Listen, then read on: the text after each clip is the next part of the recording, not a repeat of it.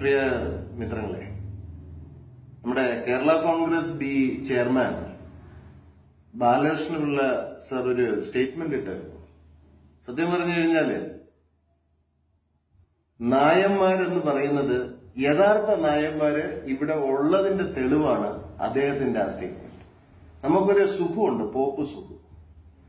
അദ്ദേഹത്തിന്റെ പണി എന്താണെന്ന് അറിയാമല്ലോ, ഞാൻ പറയണ്ട.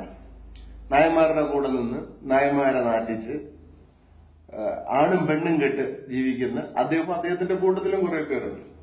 അപ്പൊ ഇവർക്കൊക്കെ എന്തെങ്കിലുമൊക്കെ തുറന്ന് പറഞ്ഞു കഴിഞ്ഞാൽ അത് വർഗീയമായി പോകും.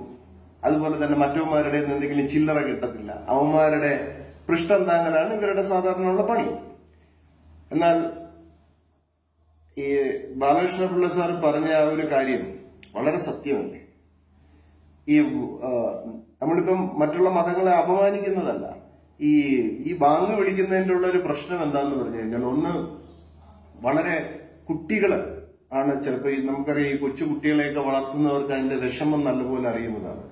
കുട്ടികൾ ഈ 1 വയസ്സ് 2 വയസ്സൊക്കെയുള്ള കുട്ടികൾ ഭയങ്കര ശല്യക്കാരാണ്. അവർ കിടത്തി ഉറക്കുമ്പോഴായിരിക്കും ഈ കുഞ്ഞുങ്ങളുടെ ചെവി അടിച്ചു പോകുന്ന വിധത്തിൽ ബാങ്ക് വിളിക്കുന്നത്. ഇത് എണീറ്റ് കരയും, ബഹളം ഉണ്ടാക്കും. ആ വീട്ടുകാർക്ക് അത് ഭയങ്കര പ്രയാസമാണ്. അതുപോലെ തന്നെ ഒരു ഗർഭിണിയായ ഒരു സഹോദരി, എന്റെ വളരെ അടുത്ത ഒരു സഹോദരൻ എന്റെ അടുത്ത് പറഞ്ഞതാണ്. അദ്ദേഹത്തിന്റെ അടുത്ത് വന്നൊരു പൂർണ്ണ ഗർഭിണി പറഞ്ഞത് 9 മാസം എങ്ങാണ്ടുമായി ഈ ബാങ്ക് വിളി കേൾക്കുമ്പോൾ ഈ കുഞ്ഞ് വയറ്റിൽ കിടന്ന് ചവിട്ടും, പുറത്തേക്ക് ചാടുന്ന പോലുള്ള ഒരു അവസ്ഥയുണ്ട്. അതുപോലെ തന്നെ നമ്മുടെ ചെവികൾക്ക് വളരെ ഹാംഫുൾ ആയിട്ടുള്ള ഒരു ഫ്രീക്വൻസിയാണ്. ഇത്രയും ഹെവി സൗണ്ട് ഫ്രീക്വൻസി, ഭയങ്കര സൗണ്ടാണ് ഇത് വരുന്നത്.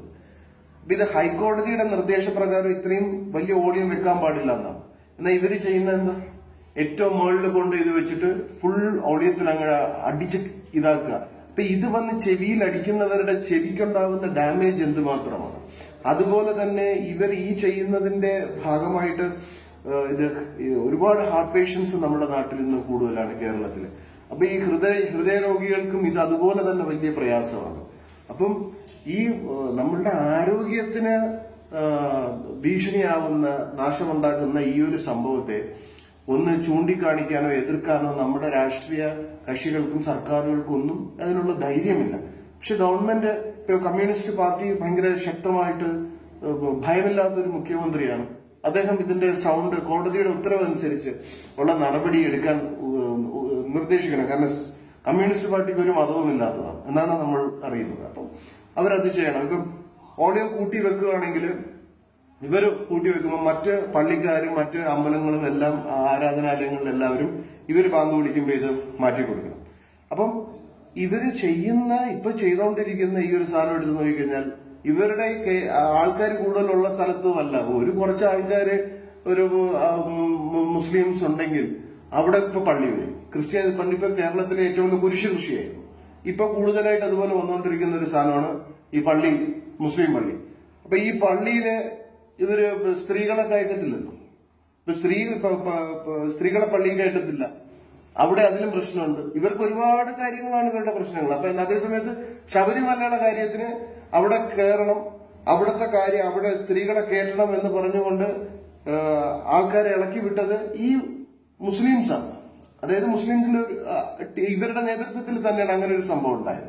അപ്പൊ അവർക്ക് ഹിന്ദുക്കളെ എന്തും പറയാം, എന്തും ചെയ്യാം. ഹിന്ദുവിനെ ചോദിക്കാൻ ആരും ഇല്ലല്ലോ. അപ്പൊ ഹിന്ദുവിന്റെ കാര്യങ്ങൾ പറയാനുമില്ല. ഇപ്പൊ PC വിഷ്ണുനാഥ് എന്ന് പറഞ്ഞ ഒരു തോലനുണ്ടായിരുന്നു.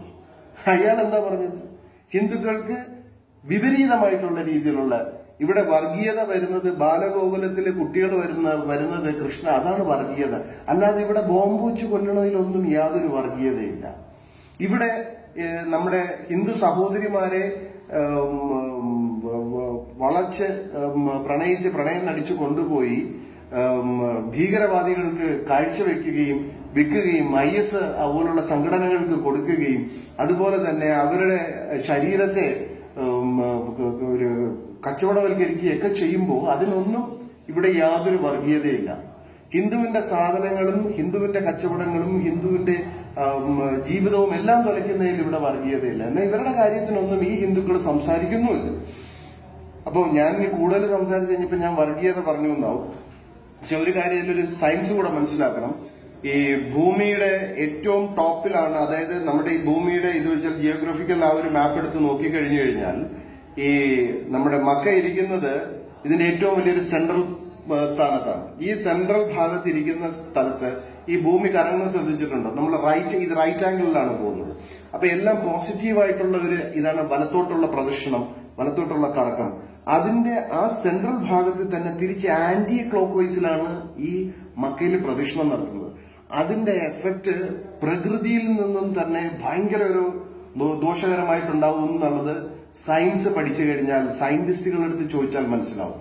അതുപോലെ തന്നെ നമ്മൾ വലത്തോട്ട് എഴുതും, ഇവരെ ഇടത്തോട്ട് എഴുതും. നമ്മൾ അതുപോലെ തന്നെ സൂര്യൻ അൾട്ടിമേറ്റ് സോഴ്സിനെ നോക്കി ധ്യാനിക്കും, ഇവര് തിരിഞ്ഞു നിന്ന് ചന്തി കാണിച്ച് കുനിഞ്ഞു നിസ്കരിക്കും. അപ്പൊ നമ്മൾ വലത്തോട്ട് മുണ്ടെടുത്താൽ ഇവരെ ഇടത്തോട്ട് കൊടുക്കും.